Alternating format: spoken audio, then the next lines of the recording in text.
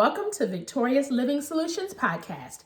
I'm your host, Nikeya Young, and we are back part two. If you tuned in to our last episode, you saw the interview that I did with my amazing hubby, Mr. Rodney Young Jr., called Strong Men Love Strong Women. And if you did not catch that episode, I highly recommend you rewind that back and check it out. It was lit. It was lit. We had some good conversation. And in that episode, something was brought up that I wanted to flesh out a little bit more. And so today's episode is going to be called Hedges.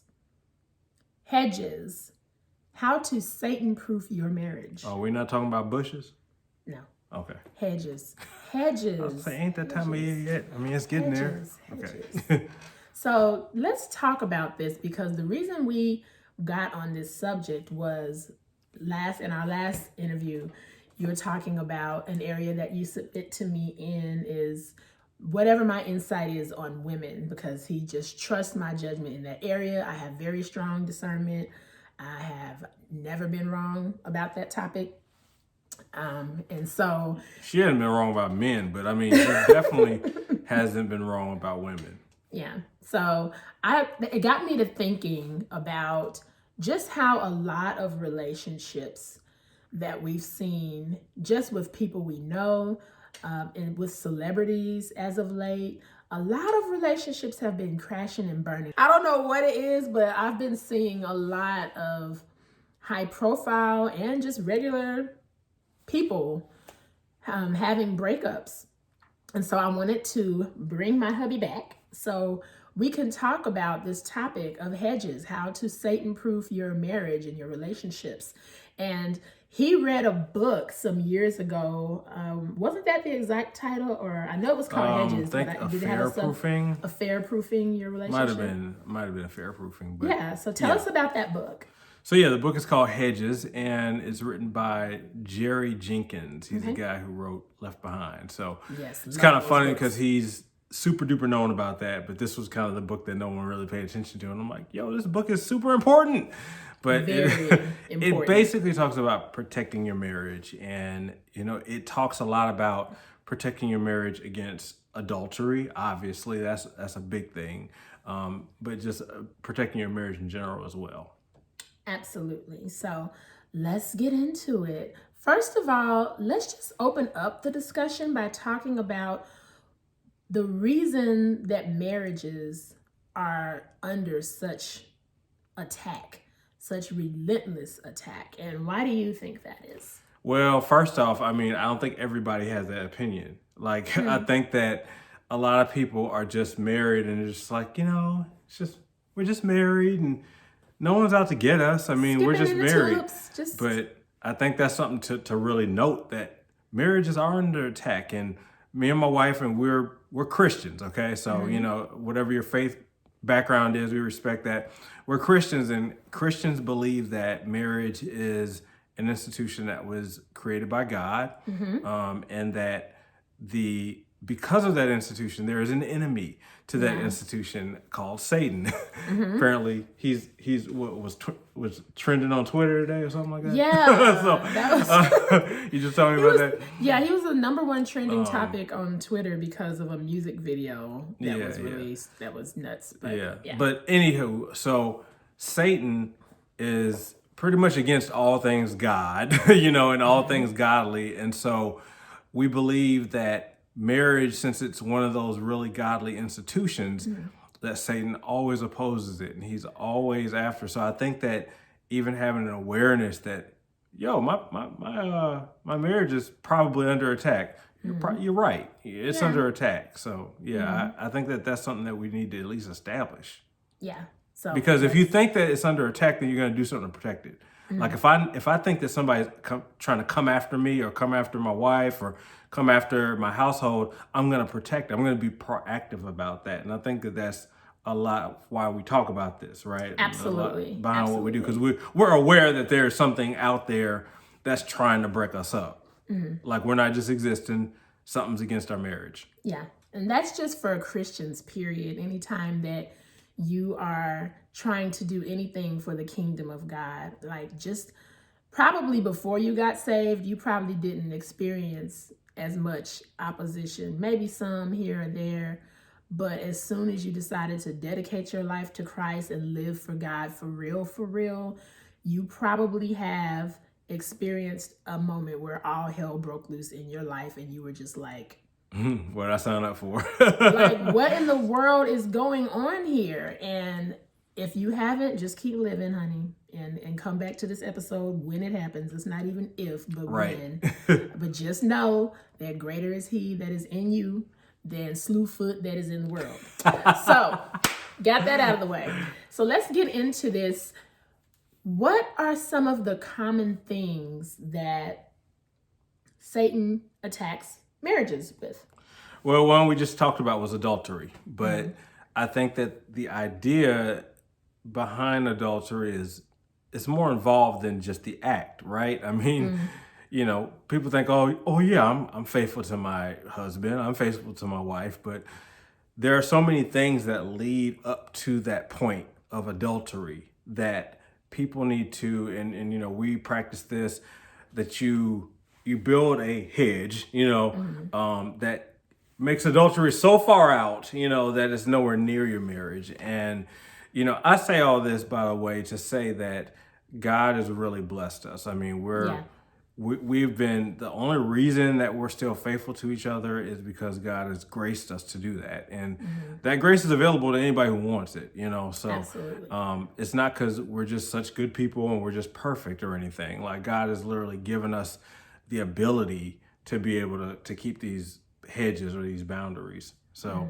adultery is one reason. I think another reason that marriages break up too is they're just not being invested into. So you know, you just kind of go along and you get comfortable. You get comfortable. You don't refuel. You don't, you know, take your spouse out for a date, you know, in years, you know, whatever.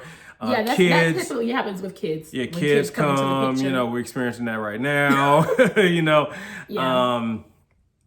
Just all kinds of other things, other factors, family members, other, you know, opposing forces, you know what I mean? So there are a lot of reasons why marriage is breaking up. Yeah. And another one is just strife and division. Yeah. So anytime you have two people, two different personalities and life experiences and all of that coming together under one roof, the opportunity for friction is going to be there. And, you know, to be married, you have to be a very mature, selfless individual. If you are operating in the spirit of pride or anything to that nature, you're going to have a rough go of it in marriage because you literally have someone else to consider. Everything is not all about you. You can't operate as if your actions don't have a direct impact on somebody else. So like an example would be if I just decided I wanted to hang out with my girlfriends for a weekend. And so I just left to go hang out with my girlfriends for a weekend. And I didn't say anything about where I was going. And my husband was just like, what? She should have been back by now. What? Well, I was out with my friends. I'm doing me. I can go out and have time with my friends if I want to. I spent the night at my friend's house. That would be completely inconsiderate and ridiculous, right? Now, if I wanted to do that same thing, you know, I would be like, hey, babe, you know, I was thinking, you know, my girls, we want to have like a little slumber party girls weekend. Just like, we need some time to just have girl time. And he probably would be just like really happy about that. I'll take the You should kids. do that, by the way. I should. Dang. I mean, that was an example, but now I'm like, You should. You should. But you see how that works, like communication. And when you get into pride and rebellion and I'm just going to do me and if you think like that, then don't even get married until you root that out of your heart because you're going to be a headache to whoever you married. I was watching, I couldn't watch the actual show because we don't have that channel, but I was watching a clip from a reality show, Real Housewives of Atlanta. Oh, okay. just because Mama Love was on there. Shout Shout out to Love out. McPherson. Woohoo! Love Love McPherson. McPherson, life Man. coach, relationship expert extraordinaire. We got to get her on this podcast. Yes. This is the last episode of season 1, but for season 2, we got to see if we can get Mama Love on here. But anywho, she was counseling Drew Sidora and her husband, Ralph Pittman Jr. And Ralph, y'all probably heard about this, but Ralph went away. They got into a disagreement or something, babe, and he left the state. Now, they live in Atlanta, but he left for 3 days. He did not tell his wife where he was going, and he went away to like Florida. Wow. For 3 days. They got kids, small kids at home, and I think for the rest of the season, like, he never told her where he went, like what he was doing for them 3 days, or like she was just like, "Where did you go?" "I went to Florida." What is in Florida? Like, what, Yeah. I just needed some air. I just needed to get away. Sure. What do you think about that? Just that. Let's just talk about that for a second. Like, what would you do if I just like got mad? One time, okay, this is like in a moment of transparency. One time we really did get into an argument, y'all, and I really did grab my keys and leave the house. I did not leave the state. But I was just really upset. I was tripping. I was postpartum and hormonal and just tripping. But I didn't stay gone for 3 days. I left for a couple of hours. I went to a girlfriend's house that, talked me off the ledge, and came back after I had calmed down and was able to communicate with my husband like a normal person. But what would you have done if, like, I ain't come back for like 3 days? I'd be like, I don't know what's wrong with her. I probably put a search out for you. Yeah, like that's. I would call your dad because he got them connections. Yeah, my dad is retired. My dad is retired law enforcement. I'd be like, we need to send out. Yeah, trust me, you would have been back. I mean, yeah. You would have been back. So that's a laughable example, but it's funny because it's just so ridiculous. Like, common sense says you can't do stuff like that, but common sense is not common, which is why we're having this discussion, because people, whether they're just going through whatever stuff they're going through individually, or they're listening, and 9 times out of 10, this is exactly it. They're listening to people who aren't even married, giving them advice. Well, you need to just do this, and I wouldn't take that. See, if I was you, I would do this. And then you listen to those people long enough, friends, family members, whatever, putting their 2 cents in, you're going to be in divorce court soon. Like, so yeah. What's another thing? So strife and division, any way the devil can insert that into your relationship, just know he's going to try to do that. What else? We said affairs. We said strife and division. Oh, money matters. Money matters. Oh, yeah. Money matters. Big How can people put a hedge in their marriage when it comes to money? And first of all, before we get into this, I want to make sure everyone understands what a hedge is. How did the book define a hedge? I don't remember how it exactly defined it, but it's basically a safety perimeter, so to speak. So like the same reason you would have a fence around your yard. Right, it's something to protect, and it's something to protect protective and to measures. kind of fence in something that's valuable to you. Yeah. So, like, you have a fence around your yard because you want to set boundaries. I know I do. I love boundaries. Boundaries are my friend. Like, I don't care how beautiful a house is, and we like to look, at houses and stuff when we're driving around our neighborhood. Whenever I see a yard that doesn't have a fence around it, it like irks me. Like, well, I'm just like, why? Our kids are too wild. Our kids would be down to the railroad track somewhere. Like, they need oh my fence. God, they need a fence. Like, we live out in the country, y'all. We live in the country, and it's like deer and coyotes and crap out here. Like, if you don't have a fence around your yard, your puppy dog gonna get ate by a coyote out here in these country sticks. It's all kinds of reasons. So those are practical examples of why you have a fence around your yard. And so we need to build hedges or fences around our marriage. Yeah. So what do you think, babe, about how people can do that with financial? Because money matters are a huge reason a lot of marriages end up in divorce court. Be in agreement on how you're gonna spend your money. I mean, just flat out. There is no, I'm gonna just go get this thing. You know, like there should be an agreement on how you're gonna spend the money. Now, there's so many different ways you can do it. A billion and one ways. However you do it is up to you. I mean, for us, we keep a budget, and you know, most of the time, I'll be honest, you know, sometimes we miss this, but most of the time we review it on a monthly basis and just. I'm the geek. I'm the nerd. Okay, so I'm the one. He has spreadsheets, y'all. He has it all laid out. I got the spreadsheets and all that, but just be in agreement. Like, okay, this is what's coming in this month. This is what we're gonna spend. And the person who is the best with the money should be the person who handles it. In our relationship, that is him. He loves spreadsheeting and budgeting, and I trust his leadership on that. And, you know, the parameters are set. We divvy up the money to a nice envelope system. Shout out to David Ramsey. Yep, Dave Ramsey, financial king, financial guru. Follow him and get his total money makeover book if you don't already have it. But so I trust his leadership on that. But in some marriages, the woman is actually whoever's good at it, really good at managing the money, and the husband may be the person that tends to overspend or whatever. So you work that out in your relationship, but whoever is the best at it, you know, should handle those matters. But while they're handling it, just make sure they're communicating with the other spouse. Yeah, everybody has a say. Yeah, everybody has a say. Everybody knows what's what. And so we do that. We have like our monthly money meetings or, you know, whatever. But yeah, I don't even like looking at bills.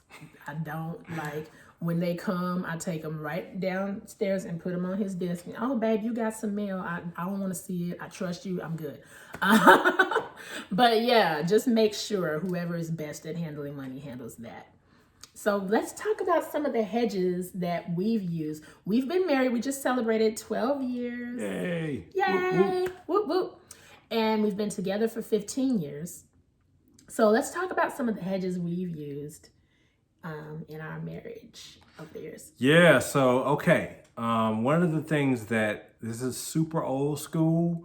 I already know there's going to be some chuckles at this right here, but one of the things that I do personally as a guy is I don't travel alone with women.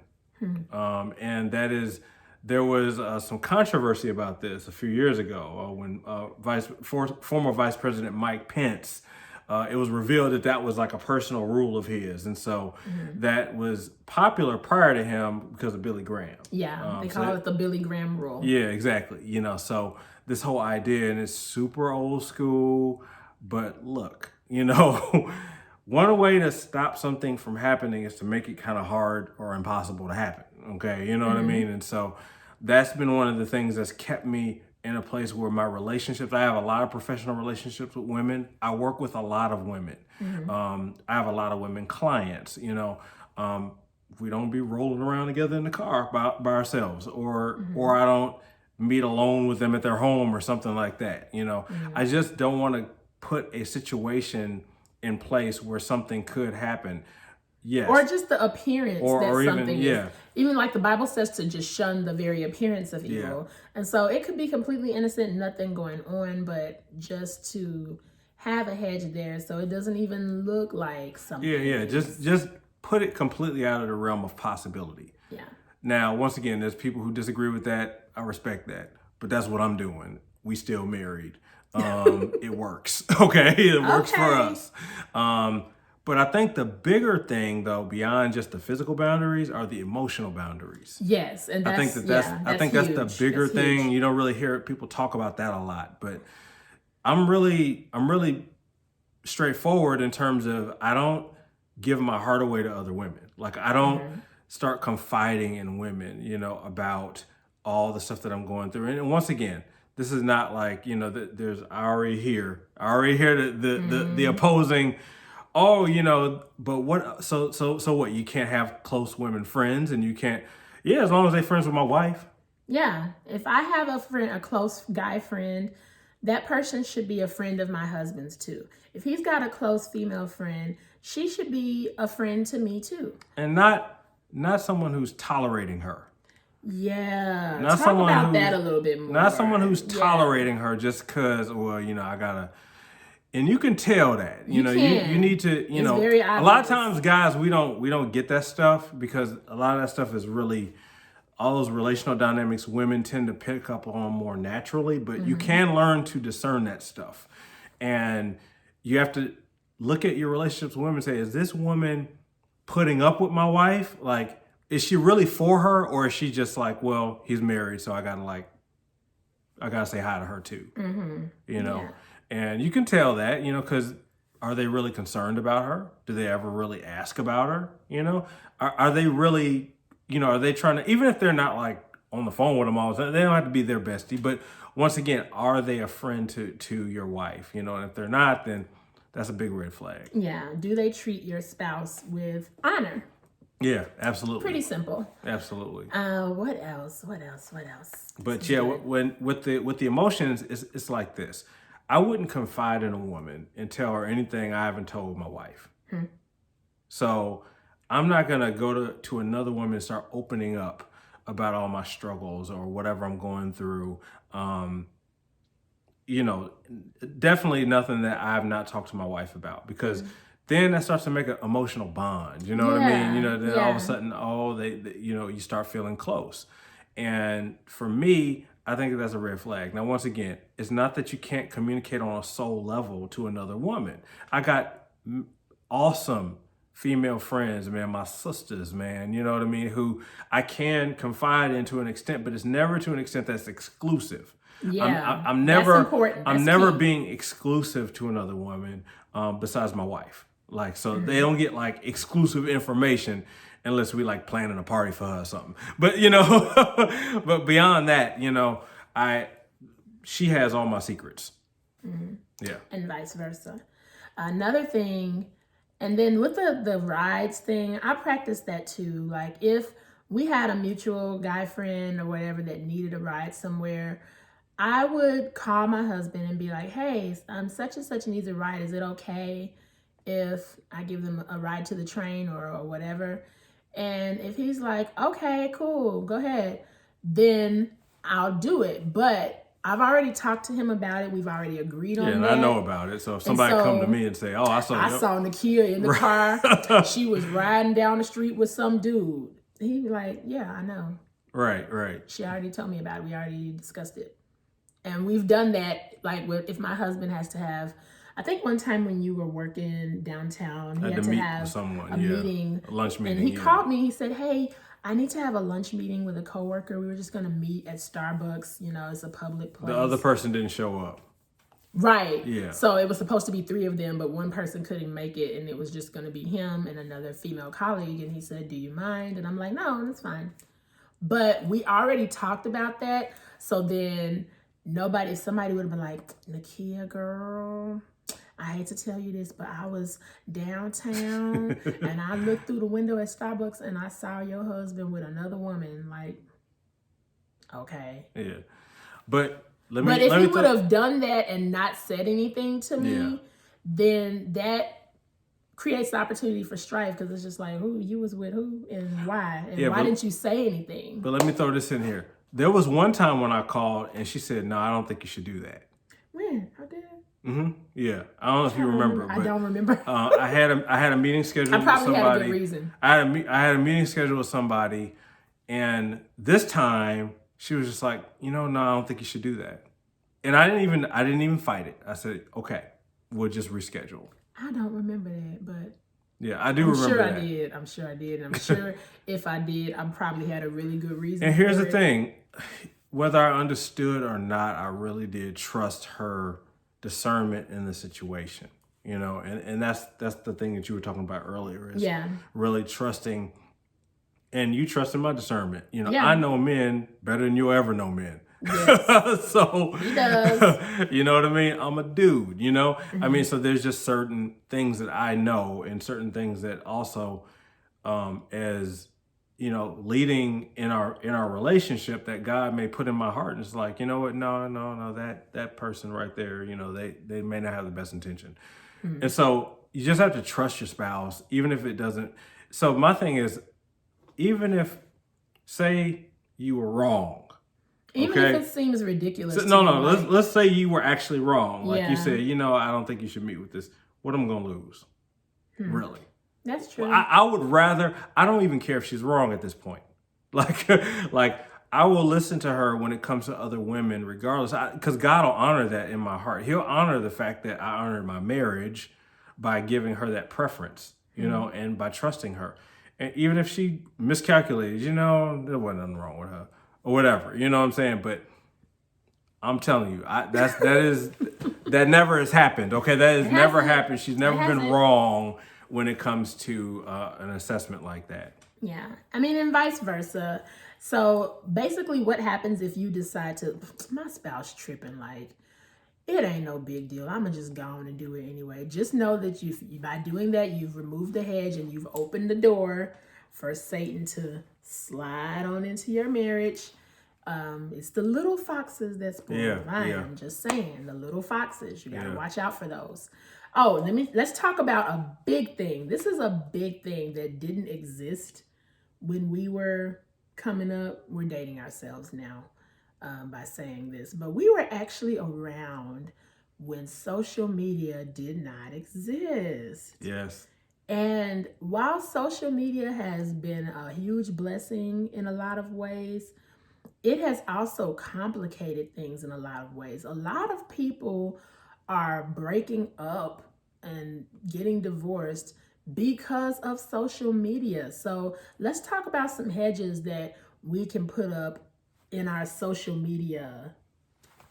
Well, my husband, Oh. he's laughing because he got up every hedge in the world because he just ain't even on social media no I'm on more. LinkedIn. That's about So it. he's on. That's it. Can't nobody slide in his DMs if they ain't there. This man done deleted his Instagram page. He deleted his Facebook page. He deleted his Twitter. Rodney ain't on nothing but Kingdom Business. That's so I don't know. It had nothing to do with an affair or anything It like that. didn't. He It just wasn't. like It he's an wasn't. introvert. My husband is an introvert, so he was It just. actually wasn't even just. I mean, that's part of it, but the big reason was focus in business, and I just saw the immediate bottom line increase when I stepped away, and I'm like, there's something to this. How about I ditch it all together? It's not really doing much for me.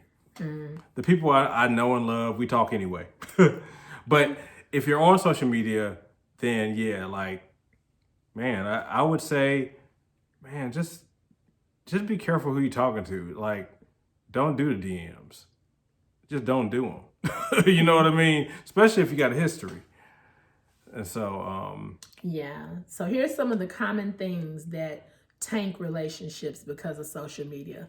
Things that I've personally seen. And when I see this stuff, I'm just like, okay, for one, don't be on there acting single. This irritates my soul to the uttermost when I oh see man, married people or even people that are supposed to be in serious relationships on social media acting single. And when I say acting single, I mean posting thirst trap pictures, you know, women posting stuff and their husband, maybe their husband don't care if they dress like that. Maybe they don't care, but you are guys posting pictures with muscle shirts on or they bare chest out or whatever. It's just like you acting single right now because who are you trying to woo? Who are you trying to? What is this about? or Like, just portraying a life where yeah, there's like you never see the wife. It's yeah. just like Like how you got a whole wife and you don't never it's like post you about always her posting about yourself or never and talk your about career her. and you doing this and Like that and if it's like somebody gotta like dig into your bio to find out to you're see married. married, but they didn't know that until they looked at your bio because you're carrying yourself as if you're single. That's a Yeah. problem. That's highly problematic. Hey, that's another thing too. Like that's another hedge. I don't act single around women. I just don't do that. Like, I act in a way that's, once again, it's not me. I don't want you to get this idea that I'm going around like, whoa, women. No, no. He's not scared of women. I told you, I got like some awesome sisters. You know what I'm saying? And all the people who work in my company, except for one of them, is a woman right now. So I work with a lot of women. I have great professional and personal relationships with women. But I don't act in a way that lets the woman know, you know, if you wanted to, you could have a chance. You could have a chance. Yeah. You know, that could be little simple stuff like body language, you know, always kind of coming near her, or, you know what I mean? Kind of, you know what I mean? Like all this or whatever it may be, or jesting and playfulness that is just like, you know what I mean? Like that's flirtatious, basically. That's flirtatious. I just look at as women as sisters and mothers, and just treat them like that. So absolutely, treating like I treat my brothers, you know, my guy friends like brothers in Christ. Yeah. What else do I see on social media? So sliding in DMs. Thirst trap pictures. Thirst trap pictures. Not carrying yourself as if you're someone who's in a relationship. Liking too many pictures of the opposite sex. Like, just, there's nothing wrong with liking a picture, you know?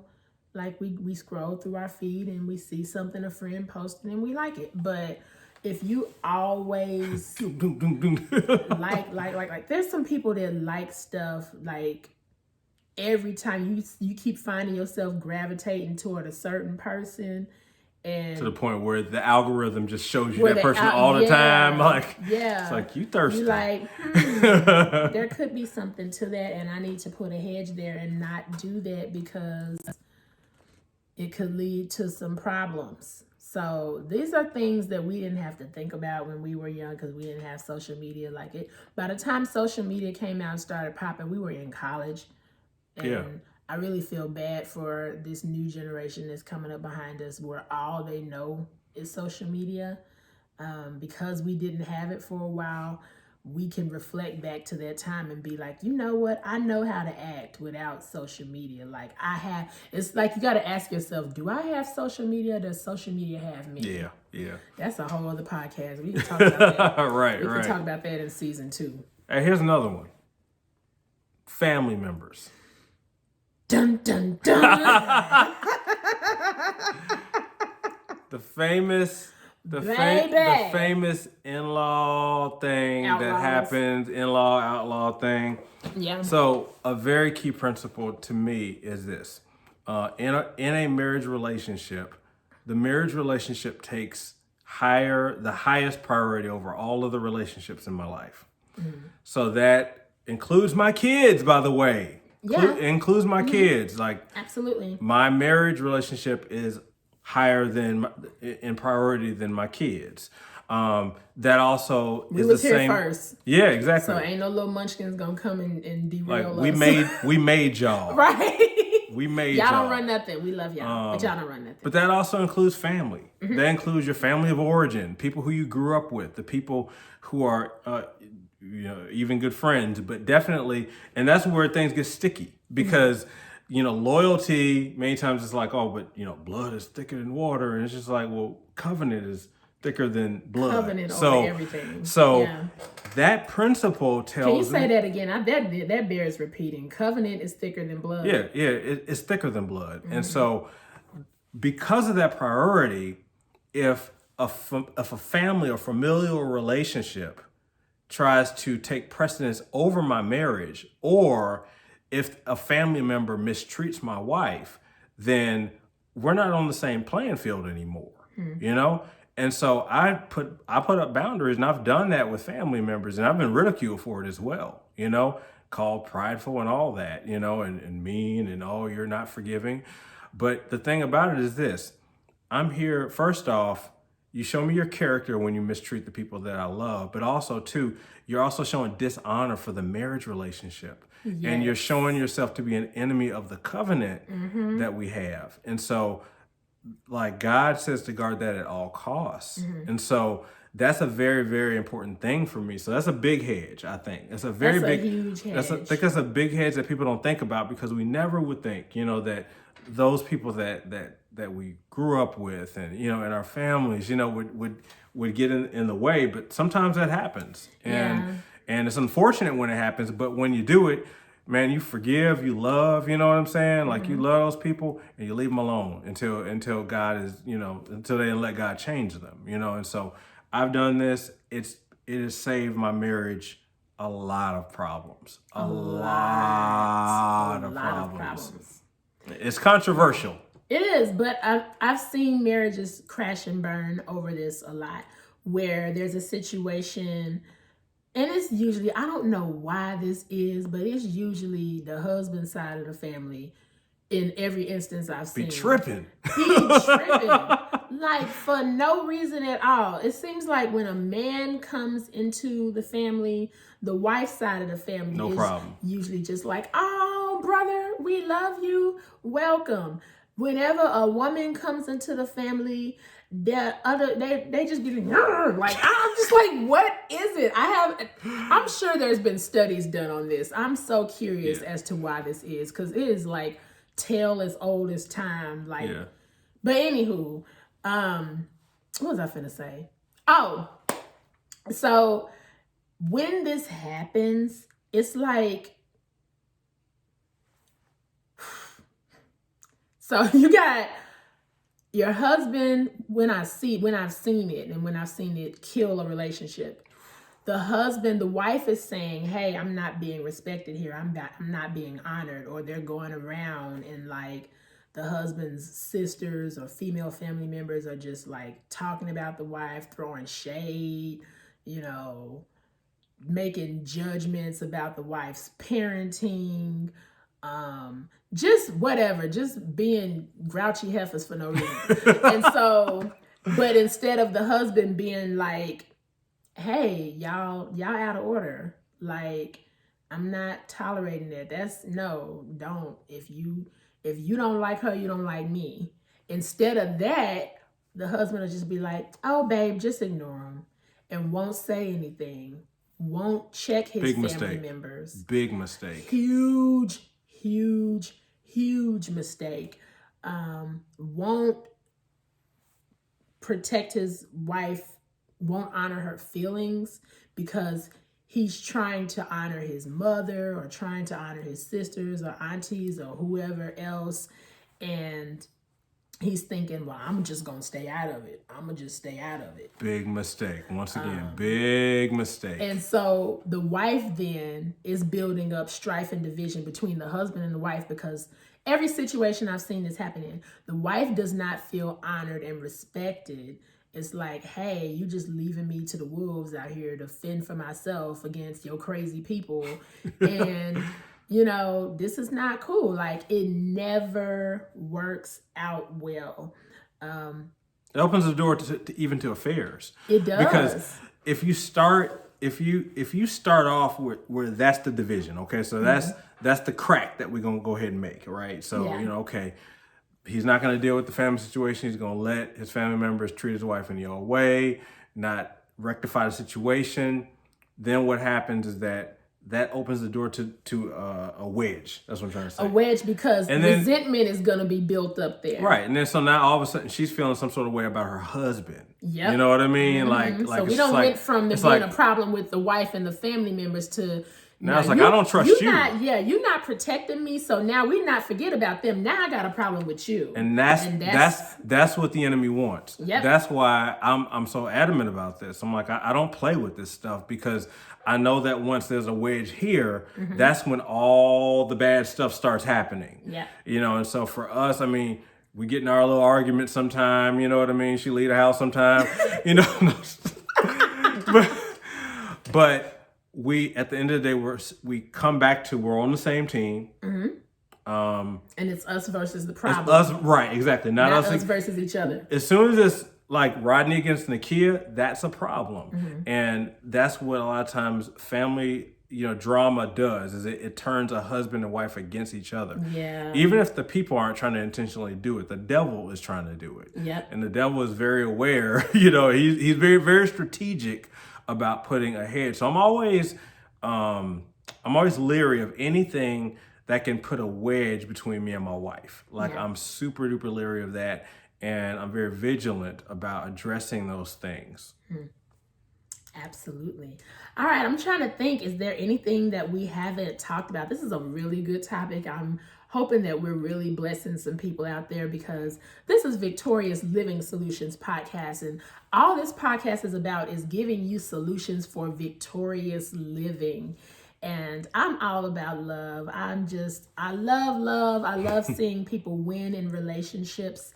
And, love is worth fighting for. If you have someone that God has blessed you with and everything is going good right now, don't think that this podcast is not for you. Don't get so comfortable and relaxed and lackadaisical because everything is going well and hunky-dory. Like, yeah, but run offense. Don't just be, you can't just run defense. You got to run offense. You got to be thinking ahead to, let me see where the devil going to try to slip in and throw up a hedge right there. Yeah, exactly. I mean, hedges could even be recognizing when the seasons are changing in your marriage. Mm-hmm. So that's good. So for us, a big hedge was, okay, we got 3 kids. Yeah. Or we went from one child to 3. So when we had one son and then had twins. When 3 kids came along, all of a sudden, now it became super hard for us to spend time with each other. Mm-hmm. And also, too, I could see where my wife was getting overwhelmed. And that can be something where the enemy could creep in, you know what I mean? And because of the overwhelm and me not helping, you know what I mean? That could bring resentment. Like, well, I mean, you're just not even trying to help. You know what I mean? So I had to make some changes because we don't live near a lot of our close family. They're down south. So I had to make some changes in my schedule to ensure that I would be taking care of the kids during certain times of the day so she could get like a breather. Yeah. You know what I mean? So, even that type of stuff is all designed to protect the marriage and make sure that it doesn't get hit. Absolutely. And he could only make those changes, you guys, if I communicated them.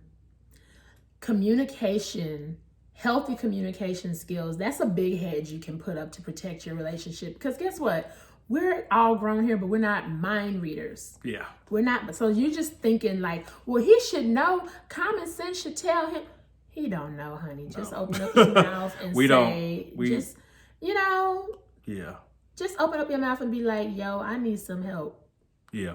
Seriously. And if your wife or girlfriend tells you that they need some help with something, then help them. If you don't know, then that's one thing. But once they've told you, you are accountable for that information. You can't just do what you can. Like acting like she didn't say nothing. So right. that's a huge one. Parenting is a challenge. Like most couples, they have the period before they had kids and everything is all fine and hunky-dory, but 2 of the biggest situations that can really challenge a marriage are the presence of kids, especially when those kids get bigger and they start being able, because kids can be just the most adorable little saboteurs.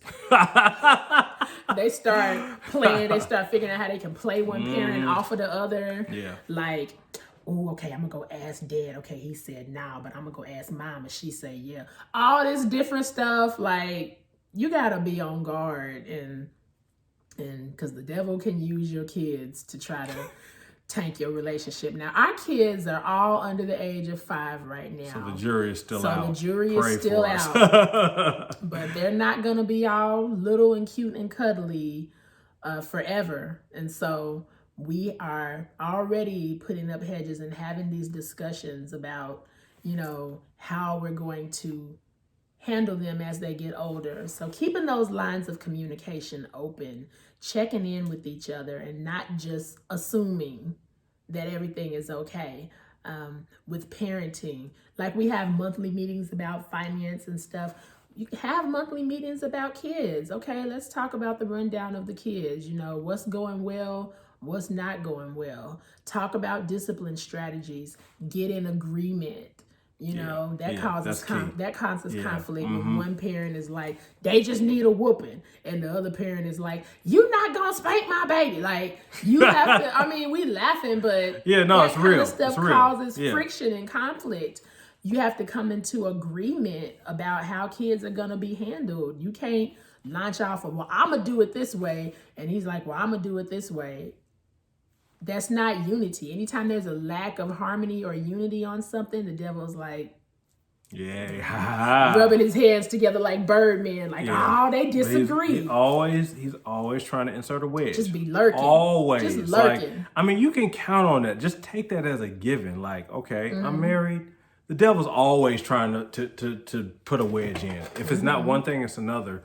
So the main thing, I think, at the bottom of all of this is, once again, having a relationship with God where he can communicate with you about these things.